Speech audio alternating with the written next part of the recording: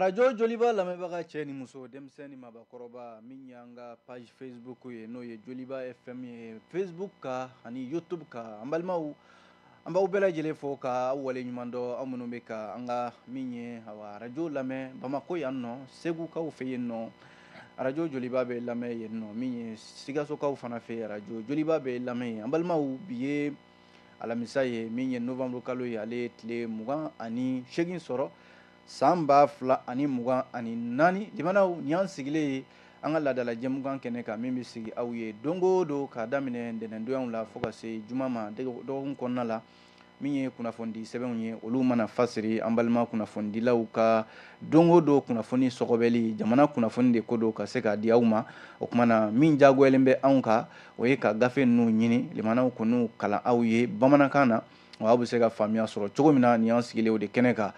ne tɔgɔ ye Amadu Jalo min ye Boubacar Tarawele Grand B ale bolo bɛ nɛgɛ karafe la k'an bila min ye bɔlɔlɔ sanfɛla la o jaw o baaraw kalifalen bɛ Augustin ale n'a ka maaw la min ye Lamine Kulubali ani Isufu ni Musa Hayidara an b'o fo nin kɛnɛ in kan limanaw an b'aw yɛrɛ fo an b'a fɔ n'aw danse gafe minnu n'an garijɛgɛ donna olu la u bɛ tali kɛ l'indépendant info matin ale bi yan le soir de Bamako bi yan min ye Nouvelle Horizon ye ale bi yan an b'a kuncɛ ni le Challenger ni fasiri de sɛbɛn damadɔ in an bɛna ninnu de lakale sisan o kumana an b'a fɔ ina aw bisimila limanaw l'indépendant an bɛ don ale kɔnɔna la l'indépendant ka bi kunnafoni fɔlɔ kɛra mun ye n'i y'a lajɛ laadala araba o araba ayiwa min ye ministrew ka laadala ɲɔgɔn ye o bɛ kɛ ayiwa a jarala k'a fɔ laadala ɲɔgɔn ye a kɛra min ye général d'armée Assimi Goïta limanaw ale tun bɛ ayiwa gouvernement kura min n'an sigira l'indépendant y'a jira k'a fɔ ko ayiwa min ye kuma kura o fɔra gouvernement kura in kɔnɔna la min ye Assimi Goïta k'a ye gouvernement wele ayiwa u k'u jija u ka fɛɛrɛw bila sen kan fɛɛrɛ minnu bɛ kɛ sababu yɛrɛ ye ka se ka min ye kalataw olu labɛn jɛya ani basigi kɔnɔna la don nataw la minisiriw ka lajala ɲɔgɔn ye min kɛra kunungo araba novembre kalo in tile 27 ayiwa min ye furanjɛla fanga ɲɛmɔgɔ ye général d'armée Assimi Goïta nin kuma de bɔra da a ko fɛn bɛɛ ka kɛ labɛn bɛɛ ka sabati min ye jamanakuntigi kalataw ye ayiwa olu ka se ka kɛ min ye bonya ani jɛya kɔnɔna la ani basigi kɔnɔna la don nataw la Musa Bilali Sidibe ka fasiri ye nin l'indépendant kɔnɔ a ko n'i y'a lajɛ san 2025 ayiwa ɲininkali de tugulen bɛ nin kuma in na ayiwa ko a na kɛ san ye kalata san wa limanaw ni jaabi min bɛ se ka don na hali n'a sɔrɔ sigasigana bɛ se ka da nin jaabi in kan ko nka taamasiyɛn caman de bɛ yen ayiwa minnu bɛ se ka jira k'a fɔ sigana bɛ kɛ nin kuma in na sabu waati jɔnjɔn a bɛ fɔ min ma ko chronogramme électoral o ma fɔ l'indépendant ka ɲɛfɔli la ayiwa hali n'a sɔrɔla jamanakuntigi nin kuma bɔra da kunungo minisiriw ka laadala ɲɔgɔn ye ale kɛnɛ kan kunungo n'i y'a lajɛ min bɛ nin y'a siɲɛ fɔlɔ ye gouvernement kura in ayiwa ani jamanakuntigi ka sigi walasa min ye jamanakuntigi ye a ka nin kuma maa bɛ se ka kala turu a kan walima maa yɛrɛ bɛ se k'a fɔ ko fɛn don a kuma fɔra nka limanaw a kɛli ɲininkali fana bɛ se ka kɛ o yɔrɔ la général d'armée Assimi Goïta a ka nin gouvernement wele a k'i jija kalataw ka se ka labɛn don nataw la limanaw nin kuma fɔra o ye k'a fɔ a fɔra ko kalataw ka bɔ a dɔgɔkɔrɔ waatini kunkurunin ko min ma ko léger report limanaw o léger report in dɛ k'a fɔ kalata ka bɔ a dɔgɔkɔrɔ waati kunkurunin o de kɛra waati yɛrɛ ye san kelen an filɛ o de la sisan l'indépendant y'a jira k'a fɔ ko ayiwa n'i y'a lajɛ min ye dɔgɔkun laban tɛmɛnen in na ayiwa min ye gouvernement sabanan o sigira ayiwa min ye furanjɛla fanga ye ale kɔnɔna la n'i y'a lajɛ septembre kalo san 2020 o daminɛ la ayiwa min ye parti politique tɔn parena ayiwa ani mouvement tabale hali n'a sɔrɔla olu ye welewele dakan kɛ ka ɲɛsin gouvernement kura in ma k'a fɔ a ɲɛna ko ayiwa jamana ka kan ka segin sariya ma n'o ye retour à l'ordre constitutionnel ye fanga ka segin walima kalataw ka boloda furanjɛla fanga in dan ka sigi a la ka fara o kan min ye Assimi Goïta ka cɛbɔya ko fana ye limanaw o kuma fana bɛ sen na dɛ jamanadenw fana y'o kuma fɔ dialogue intermalien ayiwa o fana bɛ maaw ka barokɛyɔrɔw la bi o kɛn bɛ barodalasigi ye n'i y'a lajɛ hali n'a sɔrɔla min ye an ka jamana loi de finance san 2025 ta ni musaka minnu bɛ di san 2025 ta la a fɔra nafolo min kan ka don kalata koɲɛ yɛrɛ la limana o bɔra a damana ka bila n'o ye o kuma fɔra a fɔra k'a fɔ miliyari 80 murumuru 750 k'o na bila ka se ka kalataw baaraw olu labɛn don nataw la limanaw nin bɛɛ bɛ se ka kɛ jigiya ye nin bɛɛ bɛ se ka kɛ fɛn ye fɛn min ni maa bɛ se ka danaya d'a kan k'a fɔ kalataw olu na labɛn ka fara o fana kan limanaw l'indépendant y'a jira k'a fɔ ko min ye jamanakuntigi faranjɛla fanga ɲɛmɔgɔ ale hali n'a sɔrɔla kalata y'a fɛla ye nka fɛla wɛrɛ bɛ jamanakuntigi la min tɛ nin si ye limanaw yɛlɛma minnu bɛ yen n'o ye lakanako yɛlɛmaniw ye yɛlɛmani minnu fana bɛ yen n'o bɛ politiki ko ni an ka jamana kolatigɛ cakɛdaw olu yɛlɛmani ko la nin bɛɛ lajɛlen ye jamanakuntigi ka fɛla ye limanaw ka taa se hali an ka kalankow ma yɛlɛmani minnu bolodalen bɛ o fana na nin bɛɛ lajɛlen ani fo ka taa se basigi ma jamanadenw ni ɲɔgɔn cɛ sɔrɔko la ani jamana yɛrɛ ni jamana wɛrɛw cɛ o baara nin kuma de fɔra kunungo conseil des ministres kɛnɛ kan limanaw l'indépendant de y'a fɔ limanaw l'indépendant kelen in ka bi kunnafoni la ko CEDEAO farafinna tilebiyanfan jɛrɛjɛkulu kan ka ɲɔgɔn ye décembre kalo tile 15 natɔ in na Abuja Nigeria ale duguba la ko l'indépendant ka kunnafoni la ka kɛɲɛ ni CEDEAO sariyaw ye ko yɔrɔ san kelen n'a fɔra k'i bɛ bɔ tɔn in kɔnɔna la i bɛ sɛbɛn kɛ ka ci tɔn in ma san kelen de bɛ d'i ma o san kelen n'o tɛmɛna k'a sɔrɔ e ma kɔsɛgi bɛlɛda walima i m'a fɔ ko ayiwa tɔn kɔni n tɛ bɔ a la ko san kelen mana se ka ban tɔn e tɛ se ka kɛ tɔnden ye bilen limanaw nin kuma fɔra jamana saba fɛ n'o ye Mali ni Burkina ani Niger olu minnu fana ko k'u bɛ AES ko la Alliance des États du Sahel olu y'o sigi olu yɛrɛ b'o baara la limanaw bɛ ka fanga don o la ayiwa don n'a dugusajɛ l'indépendant ka fasiri kɔnɔna la bi a jalen bɛ k'a fɔ ko n'a ma ɲɛ k'a fɔ bɛɛ b'i damana tanfa baara la CEDEAO b'a ta dama tanfa baara AES fana b'a ta dama tanfɛ baara la ko nka ko don dɔ don min fana bɛ se ka to maaw hakili la n'a sɔrɔla ko janvier kalo tile 28 san 2024 tɛmɛnen o kɛra don ye min tora maaw hakili la limanaw ko nka décembre kalo tile 15 natɔ in san 2024 na ko CEDEAO kan ka ɲɔgɔn ye ka o fana na to maaw hakili la dɛ sabu CEDEAO n'a fɔ ko Alliance des États du Sahel jamanaw ko k'u tɛ CEDEAO ko la diɲɛ manabɔ o fana kalama limanaw an b'o danga de la sisan nka ko fila bɛ yen fɔlɔ ye mun ye maa bɛ se k'a fɔ ko CEDEAO n'a bɛ fɛ ka jamana fila in u ka to n k'a fɔ CEDEAO kɔnɔna jamana saba in ka to CEDEAO kɔnɔna la ko u bɛ se ka dɔ yɛrɛ fara waati kofɔlen in ka san kelen min dira u ma walima limanaw ko dɔw yɛrɛ fɛla yɛrɛ CEDEAO kɔnɔ ko foyi kana fara a kan AES y'a fɔ cogo min k'u bɛ bɔ u ka to yen u ka bɔ u ka taa n'u yɛrɛ ye limanaw nka ni laɲini fɔlɔ la n'a fɔra ko dɔ ka fara CEDEAO ye laɲini min kɛ ko san kelen wɛrɛ ka fara a kan ko dɔw bɛ na ye k'a kɛ i n'a fɔ CEDEAO kɔni bɛ dɛsɛ yɛrɛ de bolo ma walima CEDEAO ka laɲini minnu bɛ yen ni o ye k'a fɔ jamana saba in ka to CEDEAO jɛkulu kɔnɔna la ko bɛ n'a fɔ u ye dɛsɛ yɛrɛ de yira AES kɔrɔla la a dun jarala k'a fɔ hali n'a sɔrɔla maaw bilala k'u ka kuma ni jamana saba in fɛ i n'a fɔ Faure Gnassingbé n'o ye Togo jamanakuntigi ye maa filanan nana fara a kan o ye Sénégal faama ye n'o ye Bassirou Diomaye Faye ninnu si ma se ka sɛ dabɔ ji la sabu CEDEAO ni jamana saba in ni ɲɔgɔn cɛ jamanaw bɛn ma se ka kɛ ko la ni jamana saba in ka toli CEDEAO kɔnɔna la limanaw a dun ko in a kɔlɔlɔ tan tɛ dɛ l'indépendant y'a jira k'a fɔ ni a ka fɛgɛ yɔrɔ min a bɛ kari de ni jamana saba in ko k'olu tɛ CEDEAO la yɔrɔ kɔsani na min ye Sénégal ale dancɛ la a jarala k'a fɔ maliden minnu bɛ yen n'u ko bɛ bɔ Mali kɔnɔ ka taa Sénégal caman de lajɔra Sénégal ni Mali dancɛw la k'a fɔ sɛbɛnko y'a la sababu yɛrɛ ye ko bugunatigɛ sɛbɛn min ni o ye carte nina ye yɔrɔ o de bɛ maaw bolo ko carte nina n'o b'i bolo i tɛ se ka bɔ Mali kɔnɔ yan k'i b'i kunda Sénégal kan jamanaden caman de bɛ yen minnu jɔra Sénégal ale dancɛ la yen nɔ Sénégal y'i kanto k'a fɔ ni carte biométrique CEDEAO n'o t'i bolo walima passeport CEDEAO n'o t'i bolo e tɛ se ka Sénégal dancɛ sago k'a fɔ i bɛ don u ka jamana kɔnɔ limanaw o t'a a kɔlɔlɔ ɲɛbila fɔlɔw ye n'a dun fɔra k'a fɔ ko nin jamana saba in ko k'u tɛ CEDEAO ko yɛrɛ la CEDEAO jamana tɔw dun n'u fana nana k'u bɛna nin ko in dansigi a dun jarala k'a fɔ ko maliden caman de bɛ yen caman ye jagokɛla ye taa ni ka segin baaraw u b'o de la Mali ni jamana wɛrɛw ni ɲɔgɔn cɛ nka limanaw ni nin nana kɛ a kɔlɔlɔ fana bɛ bonya jamanadenw kan dɛ.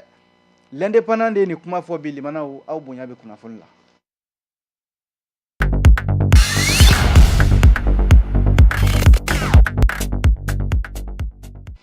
N'an bɔra yen nɔ fasirili sɛbɛn min n'an ko a ma ko info matin limanaw a kumana awa a y'a jira k'a fɔ Mali la cakɛda dɔ bɛ yen ale bɛ sɛgɛsɛgɛli kɛ Mali kɔnɔ yan n'u k'a ma ko bureau du vérificateur général dɔw yɛrɛ k'a ma ko VEGAL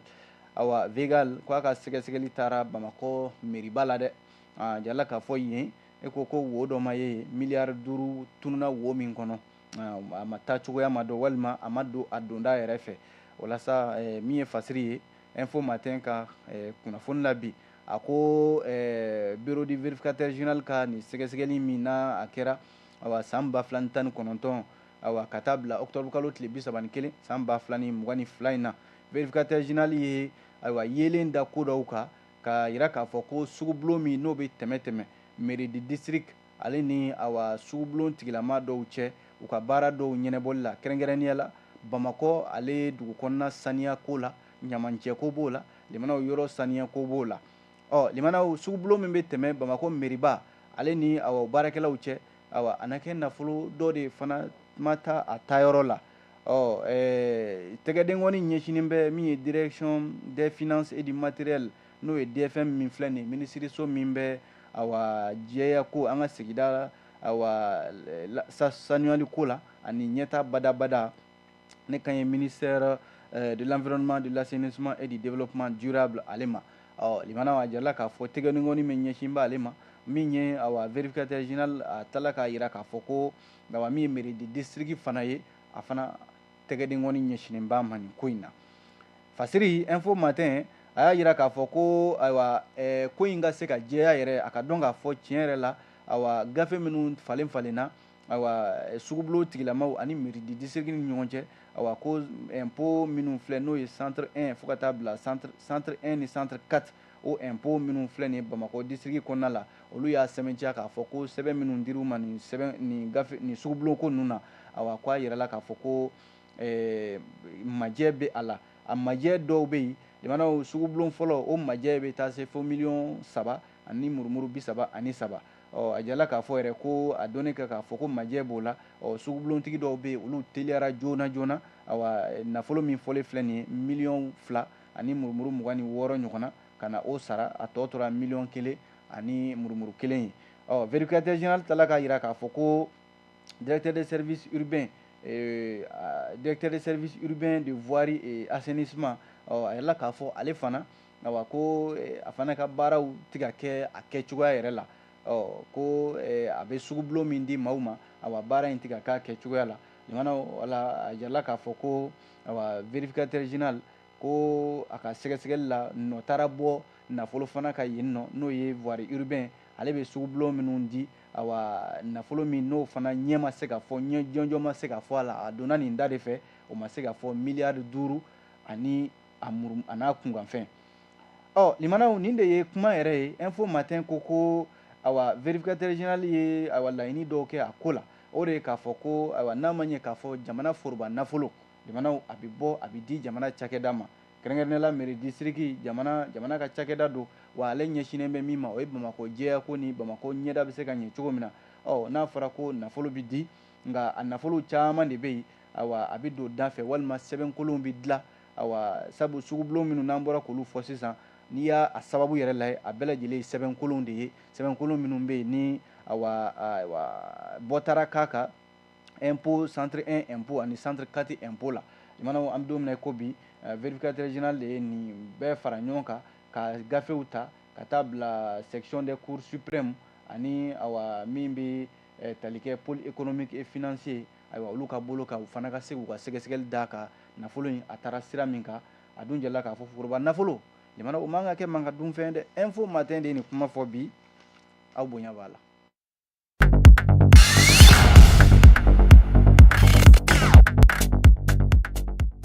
n'an bɔra yen fasiridi sɛbɛn min bɛ yen ni an ko a ma ko le soir de Bamako limanaw Bamakɔ wula kumana a ko maître Muntaka Tall awa maître Muntaka Tall ko ale kɔni bɛ tiɲɛ nɔfɛ ani faamuya yɛrɛ hakili kɔnɔna la o ye a bɛ min nɔfɛ bi haki ni Joliba TV ka ayiwa ko limana ko haki ka kanga haki kun kan ka makɔnɔni de kɛ awa Isa Kawujim ka kiiri ko la yani Isa Kawujim ka kiiri ka tigɛ yana ka ko bɛ ko la k'o ta ka ɲɛsin min ye Joliba jabarani ma n'i y'a lajɛ ko Joliba TV News ale datuguli ko la haute autorité de la communication fɛ awa maître Muntaka Tall ko ale kɔni ɲininkali dɔ bɛ yen ale bɛ k'o kɛ a yɛrɛ la hali sisan ko ni ɲininkali ye mun ye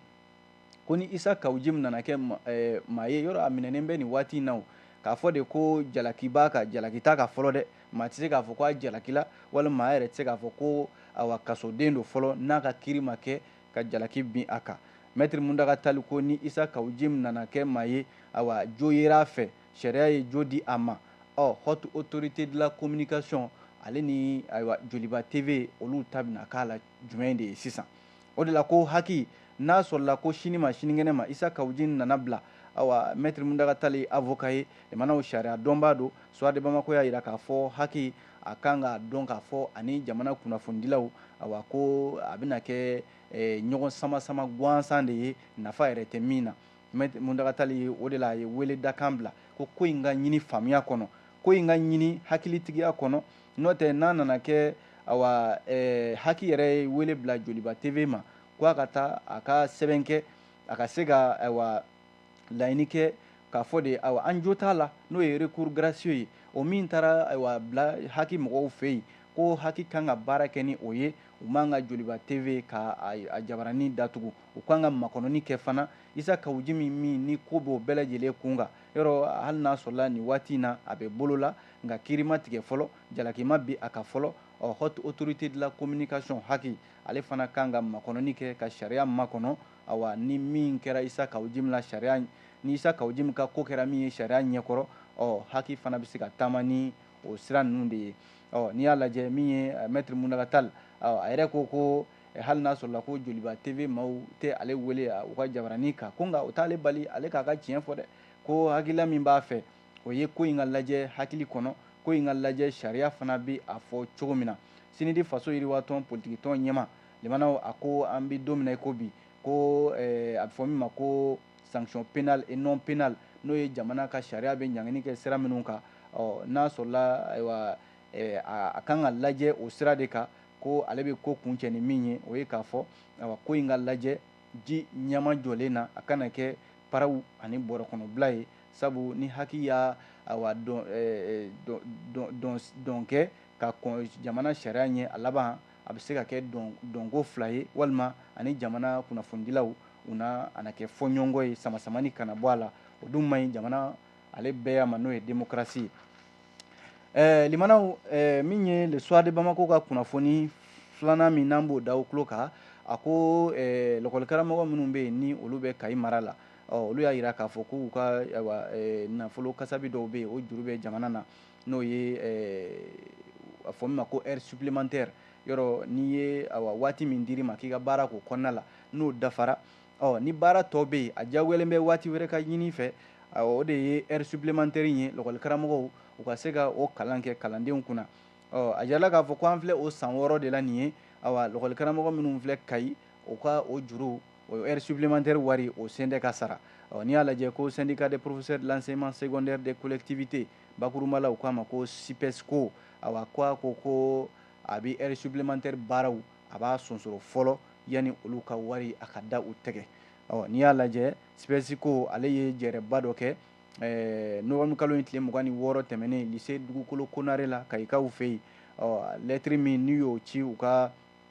proviseur ma limanaw k'a fɔ a ɲɛna ko syndicat in k'u bɛ baaraw sonsoro fɔlɔ baara ninnu k'a sababu kɛ san 6 an b'o de la bi min ye lakɔlikaramɔgɔw ye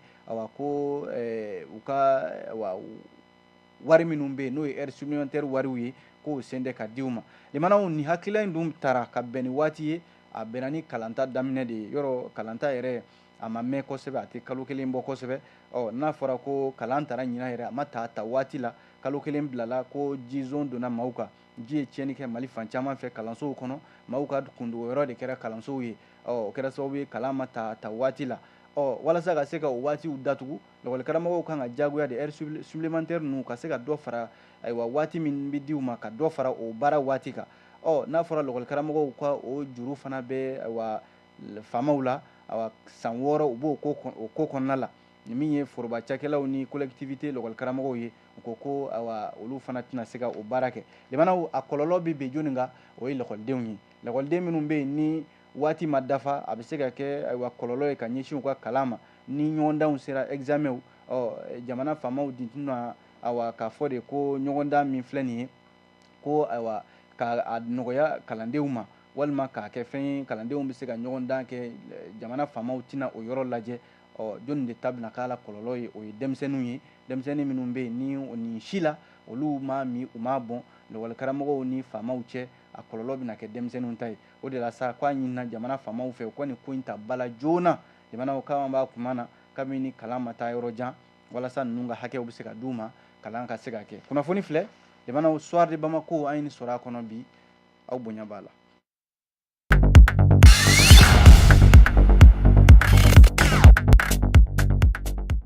fasiridi sɛbɛn min bɛ yen n'an k'a ma ko nouvelle horizon ɲɛdan kura jamanaw ale kumana jamanaw nouvelle horizon ka bi kuma la a ko sanubɔ cakɛda minnu b'an ka jamana kɔnɔ yan olu ni mali ɲɛmaw cɛ ko bɛ ɲini kana kɛ gɛlɛya ye dɛ sabu ko a bɛ n'a fɔ u ka baarakɛla maa 4 wɛrɛ awa olu minɛna n'o ye société Barrick Gold o baarakɛla maa 4 olu minɛna limanaw k'u bila bɛrɛ la n'i y'a lajɛ ni sanubɔla cakɛda belebeleba min b'an ka jamana kɔnɔ ni awa u bɛ baara la yan limanaw farafinna tilebiyanfan sanubɔ cakɛda don awa n'o ye kanadakaw ka nin cakɛda in ye limanaw a cakɛdaba don min ka sanubɔ yɛrɛ fanga ka bon bi kosɛbɛ mali kɔnɔna la yan a baarakɛla maa 4 k'olu minɛna ka don bɛrɛ la nin bɛn'a fɔ ɲɔgɔn sama mali gouvernement ani sanubɔ cakɛdaw ni ɲɔgɔn cɛ halisa a bɛ sen na yɔrɔ dɔw k'u minɛna o kɔfɛ kumaɲɔgɔnyaw kɛra olu bilala ko maa 4 wɛrɛ fana minɛnen filɛ nin n'o ye société minière Barrick Gold o baarakɛla maa 4 min bɛ kɛɲɛbakaw fɛ n'o ye Lulu Gongoto ale sanubɔ cakɛda in ye u bilala mandat de dépôt la o kɛra ntɛnɛn tɛmɛnen novembre kalo tile 25 limanaw mali sariya awa a b'a sen kan dɛ dɔwɛrɛ tɛ walasa jamana mago bɛ min na n'o y'a ka nafolo ye o ka se ka di bɛnkan minnu bɛ jamana ni awa ni sanubɔ cakɛda in cɛ a na kɛ u bɛ k'o bɛnkan ninnu u bɛ ka o de bɔrɔtɔ o de ye ko in yɛrɛ sababu yɛrɛ ye limanaw politiki ko nasira la min ye Choguel Kokala Mayiga awa nin waati in na ɲininkali de kɛlen bɛ ko Choguel yalima awa kaba bɔra premier ministre la awa ko a kɔni kumakan min b'a da o ye ko ka furanjɛla fangaw mɔgɔw dɛmɛ ko k'u dɛmɛ u ka baara la Choguel ta in siran don wa walima fɛɛrɛ de don politiki ko nasira la wa walima ka se ka a ka politiki baara kɛ ni dun y'a lajɛ Choguel ka segin politiki bunakun kan fɛn don min n'a bɛ gɛlɛya bolo kosɛbɛ fasiri nouvelle horizon ka fɔ la sabu ko Choguel kɛra maa ye politiki maaw ma lafiya foyi sɔrɔ k'a to premier ministre la ale yɛrɛ kɛra maa ye n'a ye a ka vidéo maniw na maa minnu b'a nɔfɛ hɛrɛ si tɛ u ma min da politiki mɔgɔw ka mali kɔnɔna la yan fasiri b'a ɲɛfɔ cogo min dɛ o Choguel Kokala Mayiga kelen a na kɛ hami b'a la bi min bɛ se ka kɛ jamanakuntigiya ɲini ye i dun se k'o kɛ f'i ka na politiki bunakun kan i ka ɲɛfɔliw kɛ i ka maaw jama ɲini o jama ɲini dun limanaw Choguel bilama jama min b'a kɔ jama in tɛ jama kɔgɔlenba tɛ jama tɛ fana ko maa bɛ se ka kala yɛrɛ turu jama min kan sabu awa Choguel n'a ma ɲɛ k'a bɛ jama ɲini ka fara a yɛrɛ kan limanaw a bɛ sɔn ka gɛlɛya sabu ale ye min kɛ politiki mɔgɔw la san 1991 kɔfɛ e k'o ɲɔgɔnna dara politiki mɔgɔw kan sabu bi bi in na politiki mɔgɔ caman de bɛ yen minnu ko Choguel kɛra maa ye a ma kɛ foyi ye fo ka fara-farali kɛ politiki mɔgɔw yɛrɛ damaw ni ɲɔgɔn cɛ o tɛmɛnen kɔfɛ hali mali yɛrɛ kɔ ka kɛ ko communauté économique des états de l'Afrique de l'Ouest CEDEAO ani diɲɛmaa wɛrɛ yɔrɔ ko Choguel ma hɛrɛ foyi tɛ a ma min da ninnu kan a ka kumaw la a bɔ o bɔ a ko ninnu de bɛ ka kɔlɔlɔ latɔn mali la bi yɔrɔ ni Choguel ko k'a bɛ segin k'a bɛna politiki baara kɛ k'a bɛ jama ɲini baara bɛ gɛlɛya bolo dɛ limanaw ne ma nin fɔ dɛ nouvelle horizon an ye nin sɔrɔ a kɔnɔ bi aw bonya b'a la.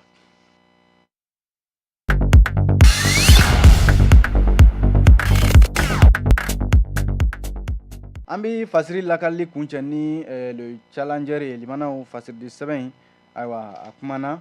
awa a y'a yira k'a fɔ ŋunuŋunukan dɔ bɛ sen na sisan n'o ye ko miliyari 19 k'o tununa ayiwa kanam la n'i y'a lajɛ ka se ka ko in k'a tiɲɛ fɔ min ye awa CNT jɛkulu min ɲɛsinen bɛ kɛnɛyako ma n'o ye commission santé CNT ale ɲɛmɔgɔ n'o ye Abubakar Sidiki Fɔnba ye ale de bɔra ka ko in ka min b'a ko la k'o ɲɛfɔ maaw ye n'i y'a lajɛ ko Bamakɔ yan'a ka fɔ de ko kanamu ye wari dun ko ja kanamu de ka juru bɛ mɔgɔw la ko miliyari 19 n'i y'a lajɛ ko Bamakɔ district kɔnɔna la commune 6 bɛ yen jamana ayiwa min ye juru b'u la kanamu ni INPS a jarala k'a fɔ ko min ye conseil national de transition ale ayiwa maa min filɛ n'o ye Abubakar Sidiki Fɔnba ye n'ale de bɛ commission santé ale ɲɛma a ka kunnafonidilaw wele ka ɲɛfɔli k'u ye k'a fɔ ko ŋunuŋunukan min bɛ sen na ko miliyari 19 k'o dunna kanamu kɔnɔna la ko kuma in o tɛ dɛ kuma in tɛ o ye ko kanamu de ka juru bi awa maaw la maa minnu kan ka juru sara kanamu ye Abubakar Sidiki Fɔnba ko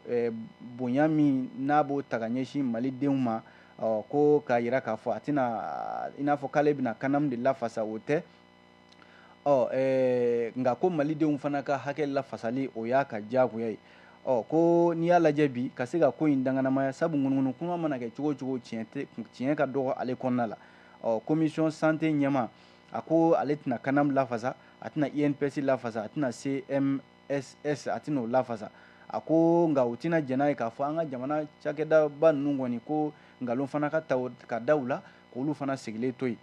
min ye vérificateur général ka sɛgɛsɛgɛli min kɛra a jarala k'a fɔ ko Bamakɔ commune 6 miliyari 12 u kan k'o de sara ko miliyari 7 wɛrɛ bɛ yen jamana vérificateur général ka sɛgɛsɛgɛli la ko an ka marabolo tɔw kɔnɔ o kan ka sara min ye kanamu ye n'a fɔra ko wari tununa kanamu la ni kanamu yɛrɛ ko wari ale de ka juru bɛ maaw la yɔrɔ o ye kuma bannen ye sago fasiri n'o ye challenger ye a ko in bɛ danga min na commission santé n'o ye Abubakar Sidiki Fɔnba CNT kɔnɔna la a ko INPS waati laban in na u ye maa dɔw ta san 2022 tɛmɛnen na ko o kɛra jɛya kɔnɔna la hali ala ye maa minnu garijɛgɛ lujura la olu fana bolo donna baara la ko ale y'o seere ye o baara kɛra jɛya kɔnɔna la ko nka ko ŋunuŋunu kuma min bɛ sen na sisan ko ka jɛya bɛɛ lajɛlen ye k'a fɔ ko ayiwa kanamu de wari dunna kanamu kɔnɔna la miliyari 19 ko o kuma in tɛ tiɲɛ ye ko kanamu de ka juru bɛ maaw la minnu bɛ taa u ka baarakɛlaw bila INPS ni kanamu la AMO la k'u dɛsɛ bɛ k'u ka wariw sara limana o mana bɔ yen n'i y'a lajɛ ko kanamu bɛ ka fɛɛrɛ kuraw tugu o la o ye k'a fɔ maliden minnu bɛ tunga la bi yɔrɔ cakɛda minnu bɛ yen n'olu bɛ prévoyance sociale kɛ k'a ɲini maliden minnu bɛ fɛ ka u ka sɛgɛnlafiɲɛbɔ baara n'o ye retraite ye k'o kɛ lafiya kɔnɔ kanamu yɛrɛ bɛ ka baara kɛ o siratigɛw la walasa ayiwa o maa kofalenw n'u y'a ɲini k'u bɛna jamana kɔnɔ ka na sɛgɛnlafiɲɛbɔ kɛ k'u kana u ka sɛgɛnlafiɲɛbɔ kɛ kanamu yɛrɛ b'o baaraw la limana Worokiya Kulubali ale ye baraminɛ kalanden ye challenger la ale de ye nin fasiri kɛ a bɛ dansigi kɛ kunnafoni di sɛbɛnw kɔnɔ kuma la bi ni ala sɔnna sini an na ɲɔgɔn sɔrɔ yan ni ala ma foyi k'an na o tuma an b'aw bɛɛ lajɛlen fo dan tɛ foli min na a k'an bɛn diɲɛ waati wɛrɛ